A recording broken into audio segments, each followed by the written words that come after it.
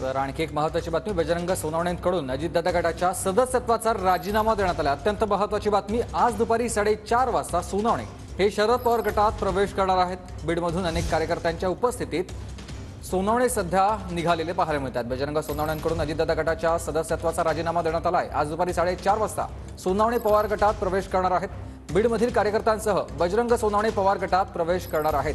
आपण हे पत्र बघतोय। अक्षय मणकणी माझे सहकारी आपल्याला याविषयी अधिक माहिती देतात। अक्षय, आपण बघतोय सोनवणेंनी राजीनामा दिलेला आहे। सुमित, खरं तर बजरंग बाप्पा सोनवणे हे गेल्या काही दिवसांपासून शरद पवार यांच्या संपर्कात होते।